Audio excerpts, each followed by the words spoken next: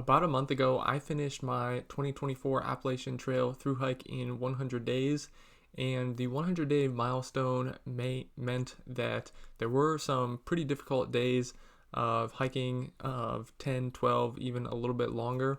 And so in this video, we're going to talk about my 5 hardest days on trail, in my opinion, and what the terrain was like, how many miles I did, and maybe some other factors that made that day particularly difficult. So these days aren't in a particular order in terms of difficulty. I think all of them were pretty difficult for the most part. I'm just going to basically talk about them in the order that I encountered them. So day 1 on the trail was definitely one of my most difficult days, and I think I could definitely make an argument that it was the most difficult day. So I was southbound, so I started at Mount Katahdin, and I climbed the 5.2 miles up to the top of Mount Katahdin, and then climbed back down. Miles 3 and 4 of the climb up and down are super difficult, big exposed rocks that you have to climb over, and it just is really slow going for pretty much everyone that does it. And the descent in that section is not any easier because you have to be careful not to fall. And honestly, having the hiking poles in that section were kind of frustrating and got in the way almost, because you had to use your hands to grab onto the rocks a lot of the times, and so having the hiking poles was sort of a hindrance at points. But after I got down from Katahdin, I was already tired after already 7 hours on the trail, and a lot of it in the sun. But from there, I had about 13.4 miles left for the day. Those 13.4 miles were pretty flat, but the terrain was very rocky and rooty, which is very typical of Maine, and I wasn't really used to that or accustomed to it, which I definitely got more accustomed to it throughout the trip. I also did have to ford one stream near the south end of Baxter State Park, so that took a little bit extra time in terms of taking my boots off and then crossing the stream and letting my feet dry a little bit. But one exciting thing is, aside from climbing Katahdin, is that I did see a northbounder just before I entered the 100-mile wilderness, which I thought was pretty cool. And he had this big beard and looked like a true mountain man, I guess. It did rain the last 30 or 60 minutes of the day, just the last few miles in the 100-mile wilderness. So my stuff did get pretty wet that day. And at that point, I had a pretty crappy pack cover, so that really didn't help. But honestly, that day was tough just because it was the first day and my body wasn't used to that sort of volume. So by the end of the day, my feet and legs were super tired, and I was mentally proud of what I had done, but also I was like, man, if this does not get any easier, this trip is going to be really hard. But I ended up hiking close to 13 hours that day. I started at 5:20 a.m. and got to camp at the Herdbrook Lean-To around 6:20 p.m. So that was a total of 23.8 miles and about 5,500 feet of elevation gain, which most of that, 4,000 of that, was from Katahdin. So that was a pretty tough day to start the through hike, but I'm certainly glad I was able to do that big mileage the first day, because most people, they just go up and down Katahdin the first day and then hike the rest of the way out of Baxter State Park the next day. But I was able to do kind of both those in one day, which I was pretty happy with. The next week or so was definitely difficult, but the next super difficult day, I would say, was day 9. And that day I climbed up a lot of big mountains and had a lot of elevation gain, and most of those climbs were pretty steep and just rocky and rugged and slow going. So I climbed up Little Bigelow Mountain, and then Avery Peak, Bigelow Mountain, and then the Horn. And then from there you kind of go down and have some flatter sections that I was definitely able to speed up a little bit. And then you get up to North and South Crocker Mountains, and Bigelow Mountain, Avery Peak, I think, are above 4,000 feet. And then the Crocker Mountains as well are above 4,000 feet. And the first 10 miles of the day was super slow going. It took me like 6 hours. And those first few peaks, Avery Peak, Bigelow Mountain, they were all just slow going in terms of rockiness and steep sections and all that kind of stuff. So that slowed me down. And the ascent up Crocker Mountain wasn't that bad, but I remember the last little bit down Crocker Mountain, going to my campsite, was super slow going, and I was I thought I was so close. I had less than half a mile, but it just seemed to take so long.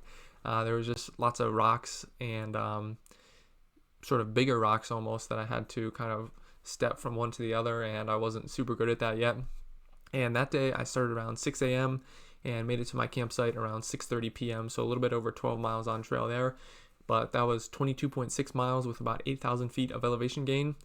The one nice thing was that I was planning to stay at this campsite that was about a 0.2 mile spur trail off the AT, but it turns out there was a great stealth spot pretty much right next to the AT, near where that side trail was. So I just camped right next to the AT just so I didn't have to hike that extra 0.2 miles. And there was a nice stream there as well and everything. And there was a privy at that campsite, but it was pretty close to the AT along the side trail, so I was able to use that without going all the way to the campsite. I was definitely having some foot problems in this section. I just had a big raw spot on the back of my right heel, so that was pretty painful, especially in the morning when I woke up. But after a mile or two of hiking, it did warm up some and hurt less throughout the day, but I would say for the most part at that point, it still hurt pretty much with every step. One of the next super long and challenging days was day 18, and this was when I was in the middle of the White Mountains. So I started the morning at Madison Spring Hut, and I left there a little bit after 6 a.m. I climbed up Mount Washington. It was about 6 miles from Madison Spring to Mount Washington, and it was wet and rainy and cold, and I was cold. So I hung out at the visitor center at Mount Washington some, but they didn't have any hot food yet, so I couldn't buy any of that because I was too early. And then I hiked 6 more miles from there to the Mitzpah Hut, and I hung out there for a little bit and talked to a thru-hiker there, but it was still kind of early in the day, and I only done 12 miles, so I decided to push on like 9 more miles, and I had to go over Mount Jackson and Mount Webster. And on my way down from one of those mountains, I forget which one it was, I ended up getting on the wrong trail, got off the AT because there was a few different trails that went down from the mountain, and I wasn't on the AT anymore. And by the time I figured this out, I was a little bit ways down the trail, and I didn't really want to backtrack up the mountain again. And I could see on my Far Out app that I was about a quarter of a mile, I think north of the AT, if I recall correctly. So I basically just turned towards the south and started bushwhacking through the woods. And honestly, this was a pretty bad idea because the trees were really small and they were really close together. So there was a difficult time. I had a difficult time being able to actually find a path through the trees where I could fit. And at one point, I did drop my phone in like the leaves and stuff and had a hard time finding it. So that would not have been good if I lost that. And I think it ended up taking me like 20 or 30 minutes to make it just like a quarter of a mile through the woods to get back to the AT. And by the time I got there, I was all wet and had gotten like covered in a bunch of pine needles from the trees and all kinds of stuff like that. So that was not the best decision, but ultimately I made it back to the trail and, didn't have any super bad issues from that. But then from there, it was mostly downhill to Crawford Notch. And then there was a big climb up to the Ethan Pond shelter where I stayed for the night.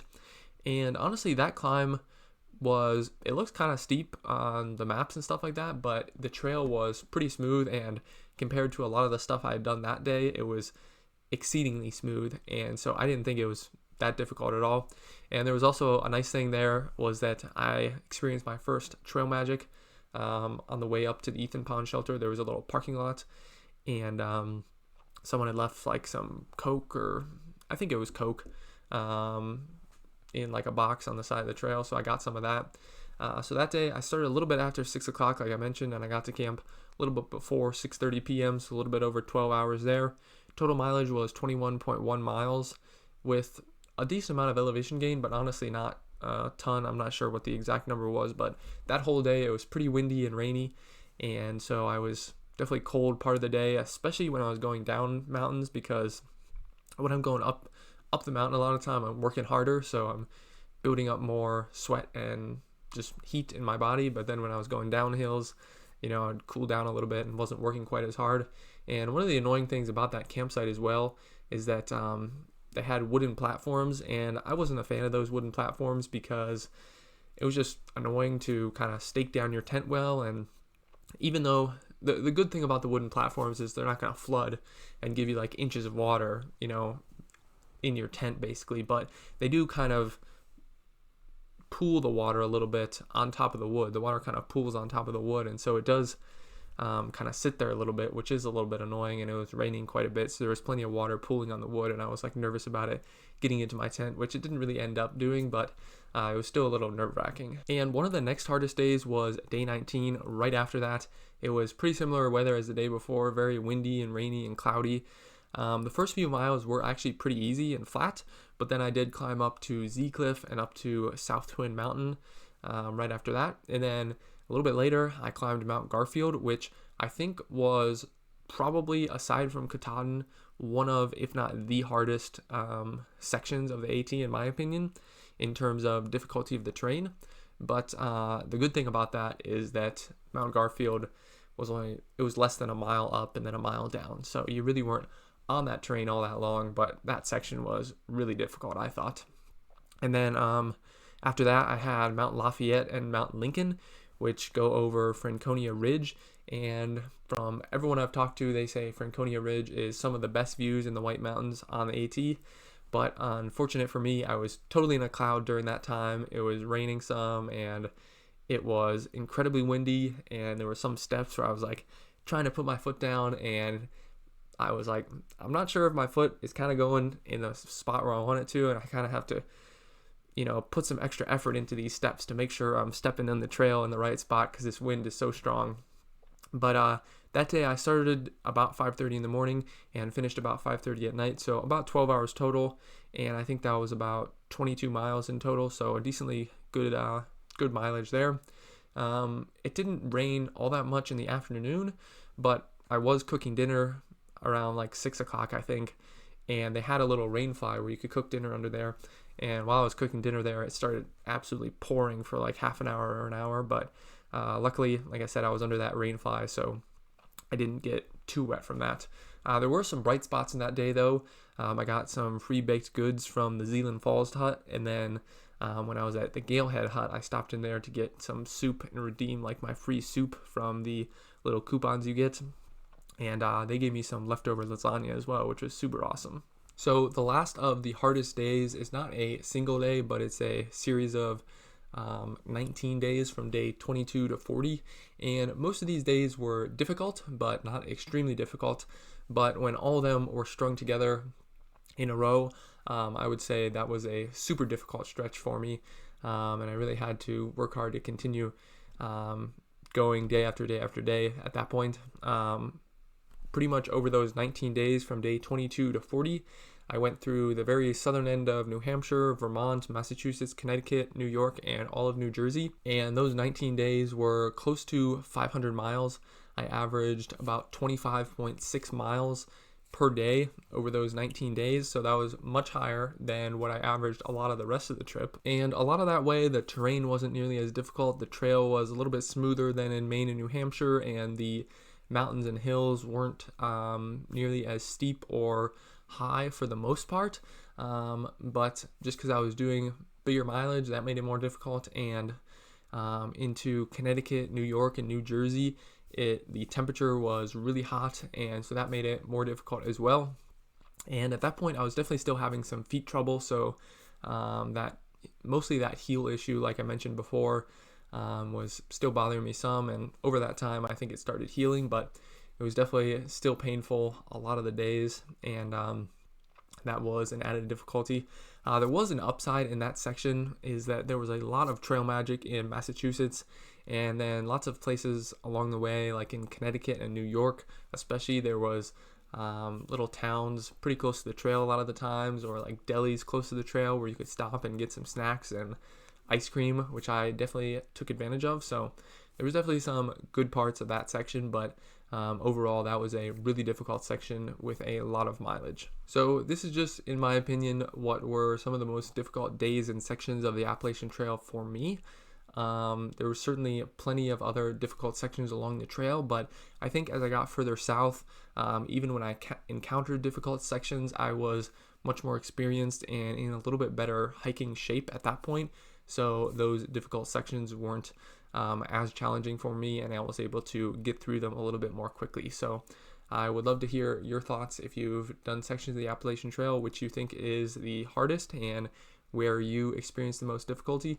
And I hope if you are planning to do some sections of the Appalachian Trail in the future, that this gives you a better idea of which sections are more difficult and where you might have to go a little bit slower. If you did find the video useful, make sure to subscribe to the channel so you don't miss out on future Appalachian Trail, hiking, fitness, and any other videos that I decide to make that I think are interesting.